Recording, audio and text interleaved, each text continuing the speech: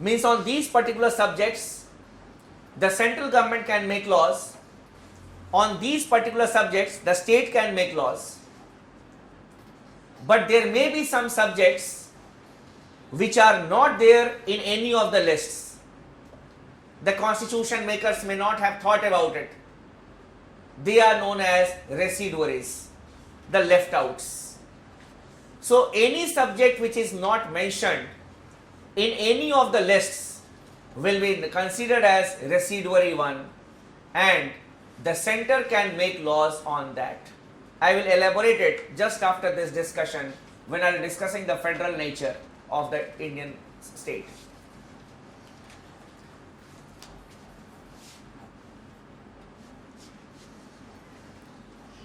Next source is the Weimar Constitution of Germany.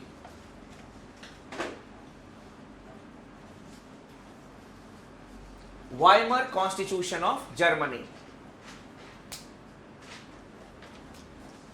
We do not use the word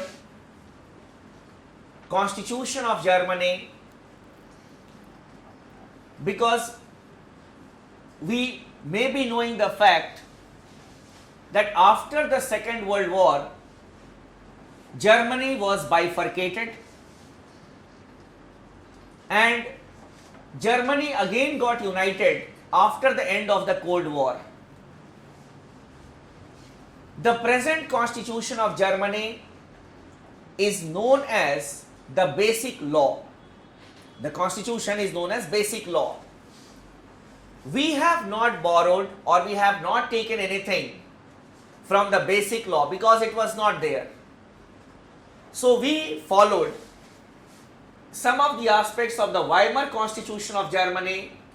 Weimar was a place where the Constitution of Germany was written at that point of time. So we had taken something from Weimar Constitution of Germany.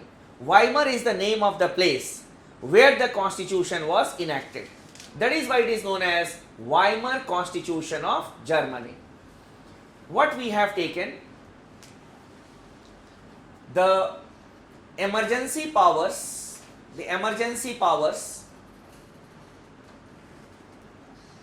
to be vested in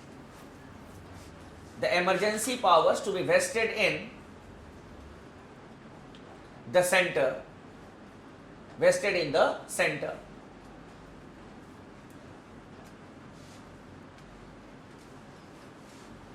and secondly, suspension of some of the fundamental rights,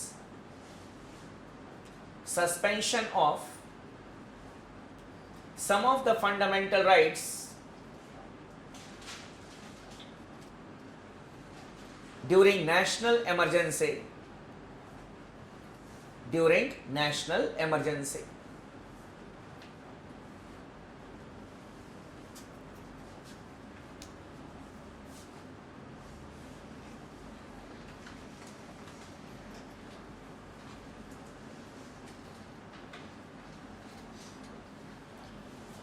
Then coming to Australian Constitution.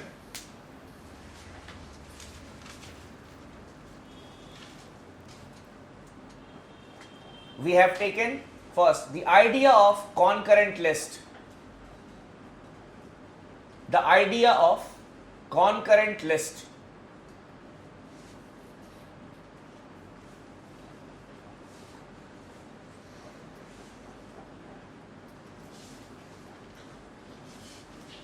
Concurrent list is that list on which both the center and the states can make laws.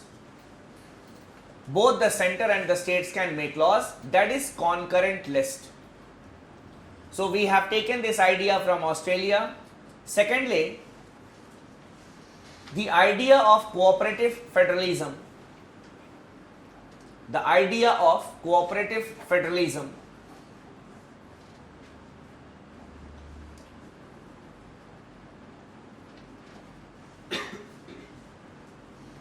And thirdly, Article 301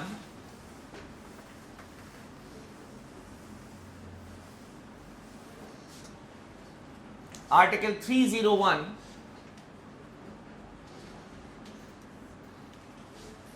that is freedom of interstate trade, freedom of interstate trade, commerce, interstate trade, commerce and intercourse,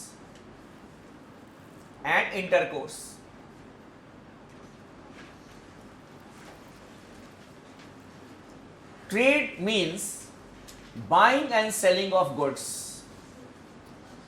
Commerce also means the same thing, that is buying and selling of goods.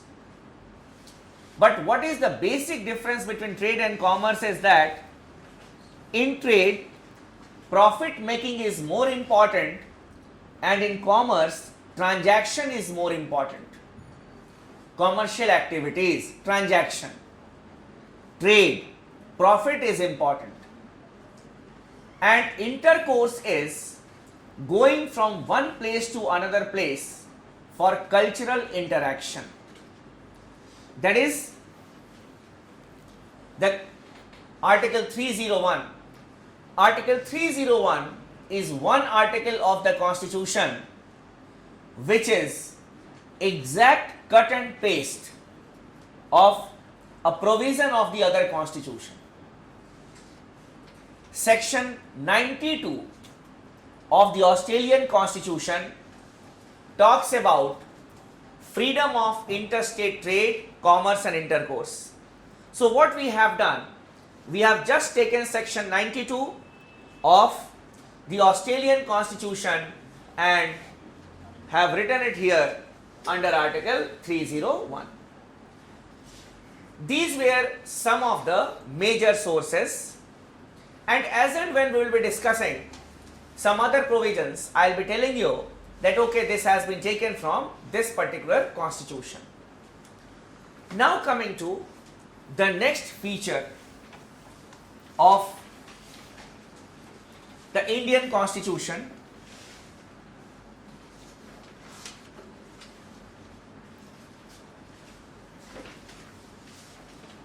it is a flexible constitution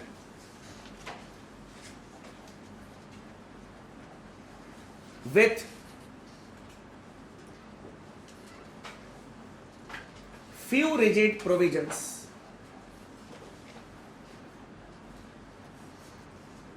It is a flexible constitution with few rigid provisions. Based on the process of amendment, the constitutions can be classified as flexible constitutions and rigid constitution.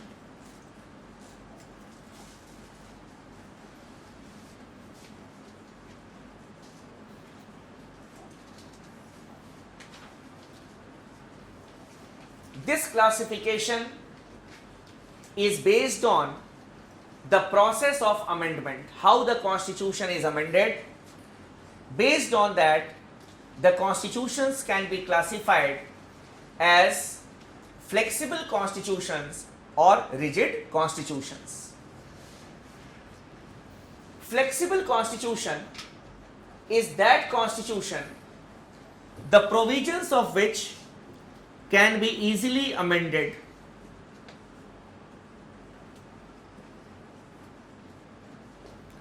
The provisions of which can be easily amended, that is, by the central parliament or by the central legislature.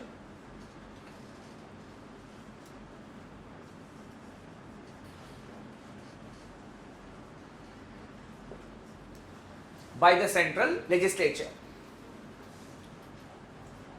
So if the central legislature passes a bill that this particular article of the constitution has to be amended, then that particular article will be amended. That is flexibility. Clear? Means if the central parliament wishes, it can amend any article. The example of flexible constitution is China. We have United Kingdom. The central legislature, it can make changes in the provisions of the constitution. On the other hand, a rigid constitution does not mean that the provisions cannot be amended.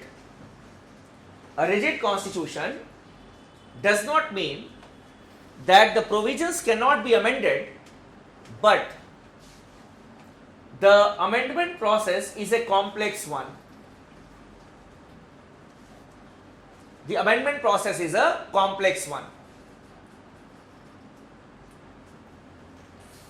which involves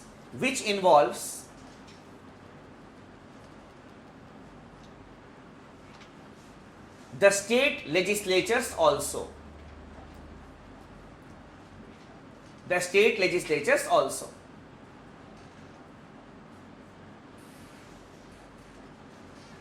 In other words,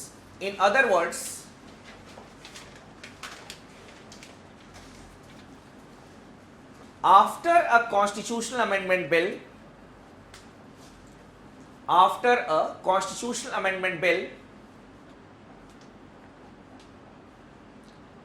is passed by the central legislature,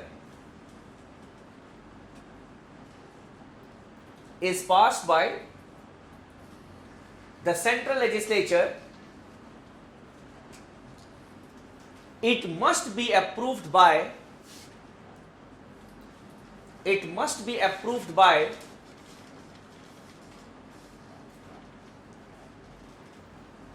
certain number of state legislatures also.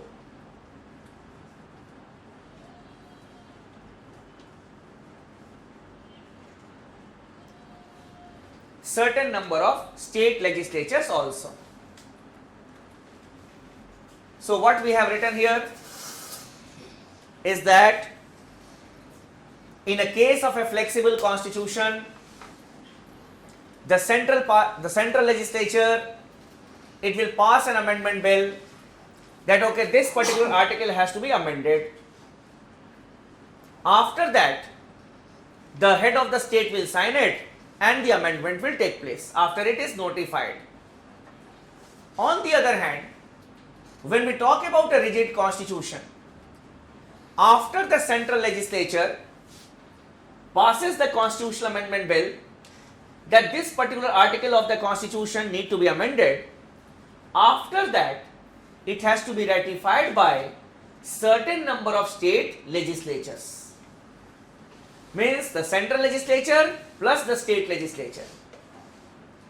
The most apt example of a rigid constitution is the US Constitution. The US Constitution. After a constitutional amendment bill,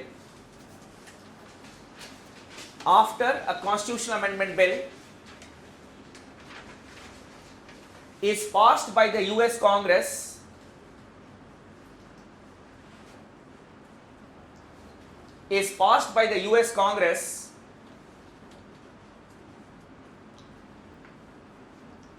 it must be ratified by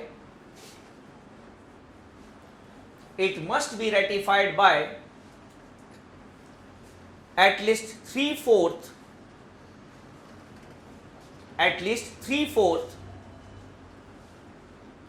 of the state legislatures. At least three-fourth of the state legislatures. So out of 50 states that America is having, the ratification by at least three-fourth of the state is needed. It is a very difficult proposition. To get the support of three-fourth of the state legislatures is difficult. That is why we say that the American Constitution is a rigid constitution. Now when we talk about India, In India, basically, there are various provisions in the constitution which can be amended by the central legislature, that is only by the parliament. But there are some provisions which after being amended by the parliament, they need the ratification by at least 50% of the state legislatures. They are known as rigid provisions of the Indian Constitution.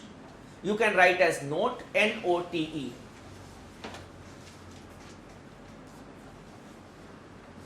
In case of India,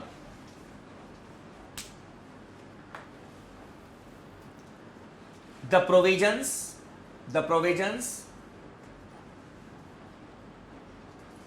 which after being amended by the parliament,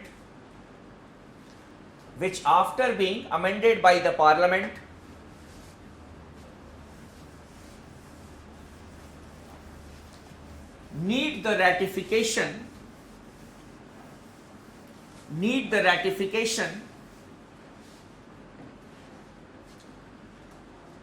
of at least 50% of the state legislatures,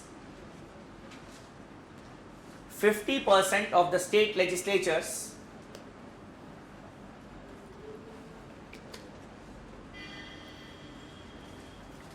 are known as rigid provisions. So in case of India, parliament and 50% of the state legislatures. Out of 29 states that we are having, 15 states must approve the bill, then only that particular article of the constitution will be amended. These are the basic things. Now coming to the important aspect from the examination point of view, that what are the rigid provisions of the Indian Constitution?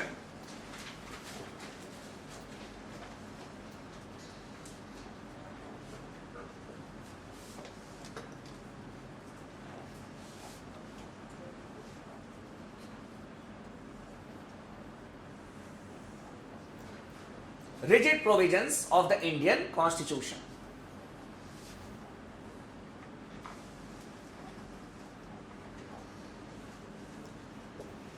Articles 54, 55 dealing with election of the president,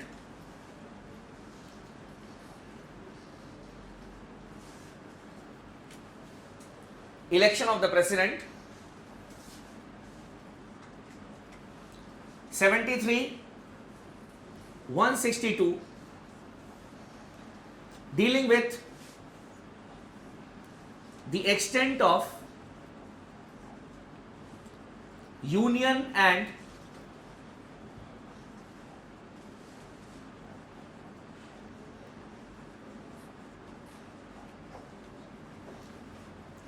state executive powers. Article 73 deals with the extent of the union executive powers, that what will be the extent of the power of the union executive. Article 162 deals with the extent of the power of the state executive. Then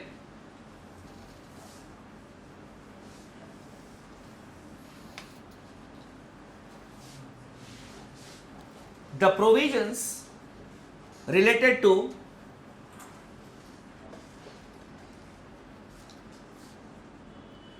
union and state judiciary,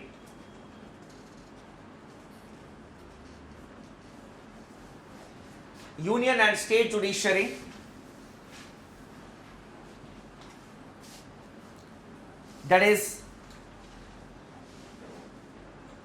the Supreme Court and the High Courts,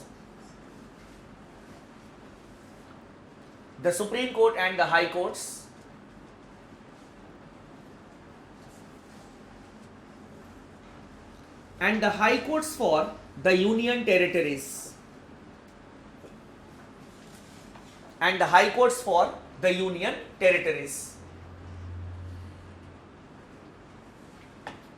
I'll explain all these things to you after we finish writing.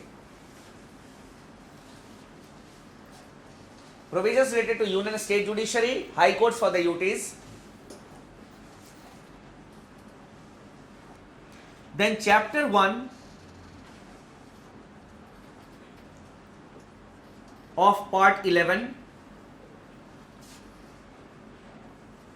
dealing with center state relations.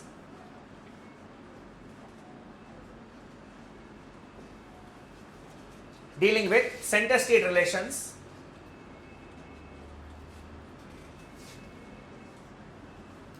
Then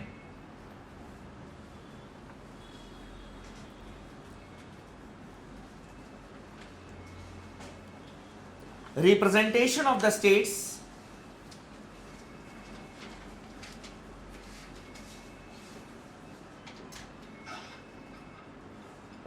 in the parliament.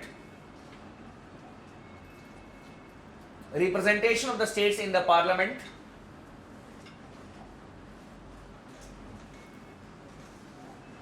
Then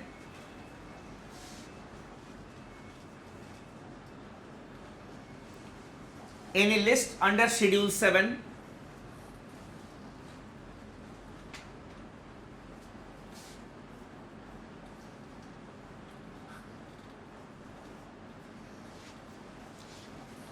we have 3 lists: union list, state list and concurrent list. And article 368 dealing with process of amendment.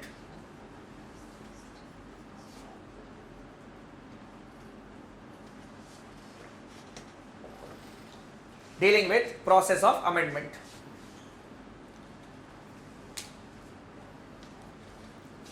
These are the provisions of the Constitution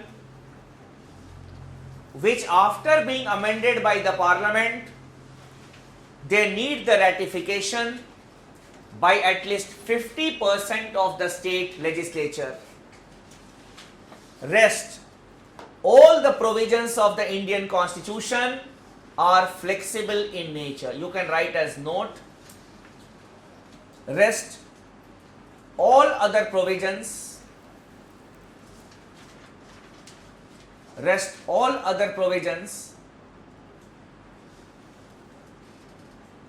of the Constitution are flexible in nature.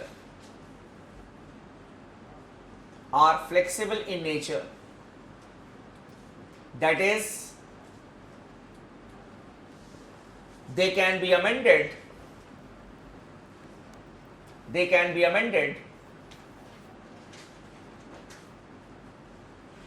only by the Parliament.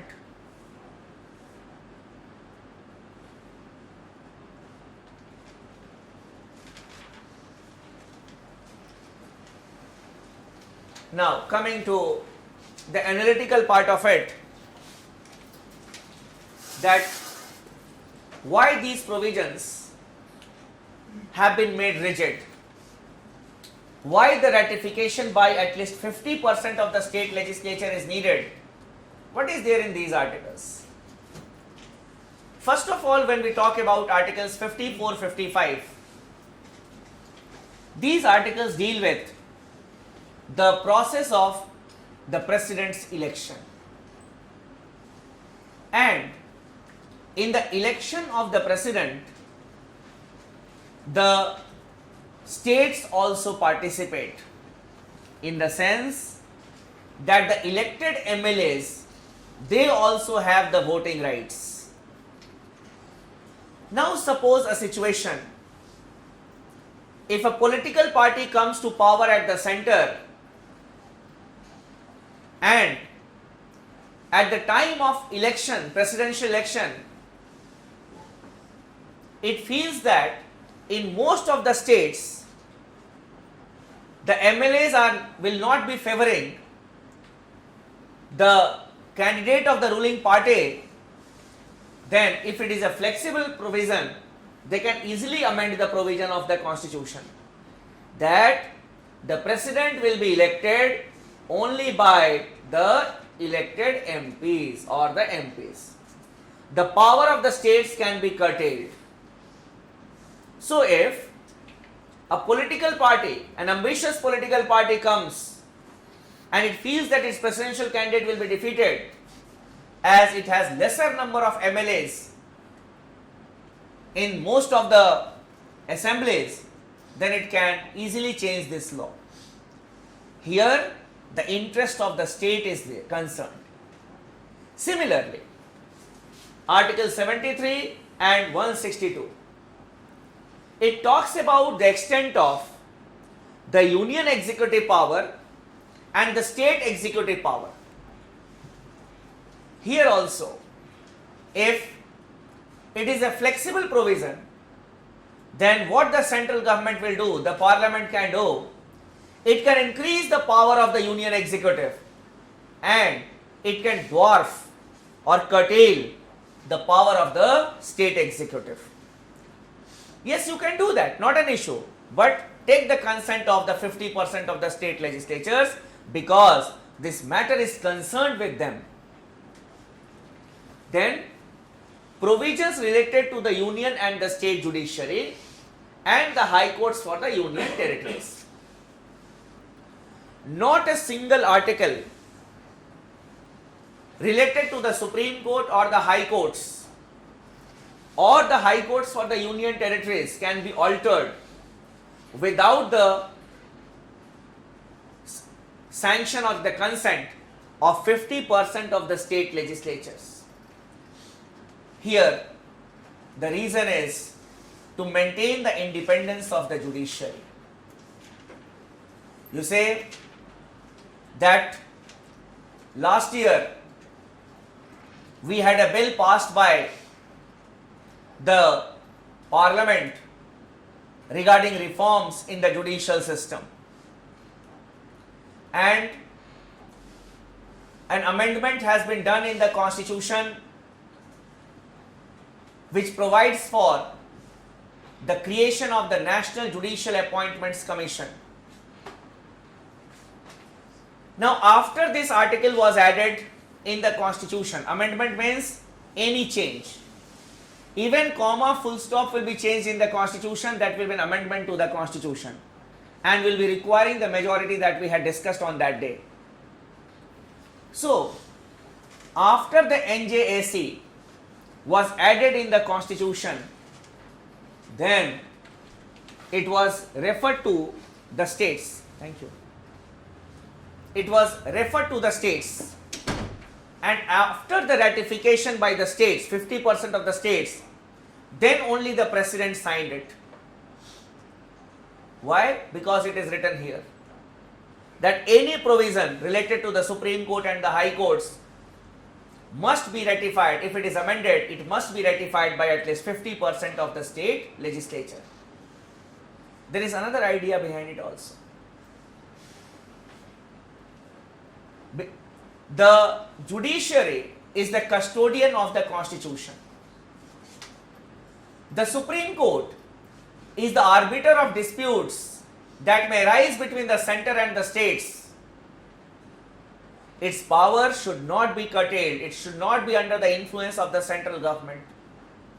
And that is why the states have also got a say in the amendment to any of the provisions related to the higher judiciary. Then, Chapter 1 of Part 11. Chapter 1 of Part 11 deals with center-state relations, legislative relations, administrative relations, and financial relations. Changes can be made, but only with the consent of the 50% of the state legislatures. You say, the government is working hard to bring a constitutional amendment bill and get it passed in the parliament related to the goods and service tax, GST. What is requirement in the GST? After the goods and service tax, will be passed by the parliament, then it has to be approved by at least 50% of the state legislatures. Why? Because there will be added an article in the constitution in chapter 1 of part 11 under the financial relations, which talks about distribution of taxes between the center and the states. So as a constitution